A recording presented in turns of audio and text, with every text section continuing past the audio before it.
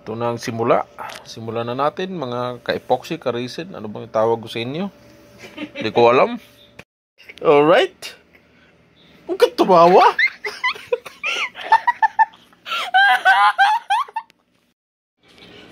First step ay ang do's and don'ts.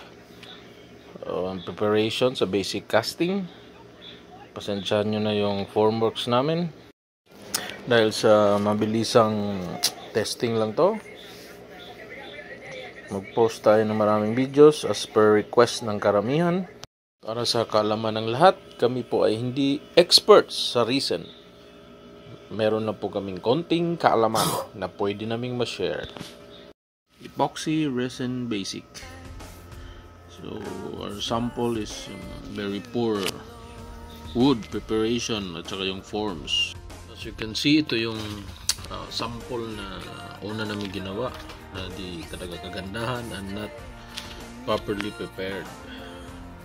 So at least we can go through with some lapses in the preparation for casting, resin casting. Number one is wood preparation. Make sure na pantay po yung both sides of the wood na gagamitin nyo. Okay, so dito sa nakikita yung sample natin, slightly sa nakikita nyo, pantay na po yung top and bottom surface ng wood. So para maiwasan natin yung epoxy natin na isisingit sa ilalim. So maraming epoxy na masayang, no? So yun po yung dapat unan yung titingnan. So sa formworks natin, we're using plywood, ordinary plywood na binalutan natin ng packaging tape para once magtatanggal na kayo ng forms, mas mabilis siya kasi hindi siya masyadong didikit dun sa gloss na packaging tape. Kasi kung wala yan, sobrang hirap tanggalin talaga yung bond ng epoxy tsaka wood. Sobrang tibay. Lahat ng joints and corners ng forms nyo ng plywood na dapat nakasealant yan ng maayos para maiwasan yung leak ng epoxy. Kasi once nag-leak yan, sayang, mahal pa naman ang epoxy. Nakikita nyo sa wood na dark color na siya kasi na-sealer na po yan, na-sealer. So what's the use for the sealer? So basically para ma-less natin yung bubbles kasi may mga air pockets yan mga butas yung wood, so it will cause more bubbles kung hindi natin ma-seal na maayos, no? So yan yung causes na may mga bubbles yung epoxy natin, no? So the more na ma-seal nyo yan, talagang ma-lessen, meron man minimal na masyado. So for our next procedure will be choosing the right epoxy. So syempre ito na yung pinaka-importante, na mamili kayo ng tamang epoxy dun sa project na gagawin nyo, no? So hindi kasi lahat ng epoxy nasa market ay pare-pareho yung karakteristik ng mga yan, no? There's always a right epoxy for a certain project na gagawin nyo. So make sure na alam nyo yung TDS nyan, meaning TDS is technical data sheet na pinoprovide ng supplier nyo kung kanino man kayo kukuha, no? So nandun stated lahat doon ng mga ratio, no? Curing, yung hardness nya, and also yung common na tinatanong na iba, gaano kakapal yung maximum thickness na kaya ng epoxy na bibili nyo, no? So that depends on your requirement, no? Kasi meron namang iba by layer binubuhos. So nakikita nyo sa video na to, no? So don't mind lang yung forms. So gaya ng nasabi ko previously is ito yung mga unang minadali lang na projects, so yung forms, tapos yung ginamit naming pangbalot sa plywood, manipis yung plywood is plastic lang. So if yung napilit yung epoxy ay sobrang init pag nag-cure, ay talagang susunugin niya yan, no? So that will cause also leakage sa mga joints ng forms nyo. Yan, nipis yung plywood no? Tapos yung wood, medyo namulot lang kami sa tabing kalsada yata, sa ilog yata yan. So ayan, basically sa nakikita nyo, yung epoxy is very clear, no? So pag pour namin, sa pagbuhos namin, and then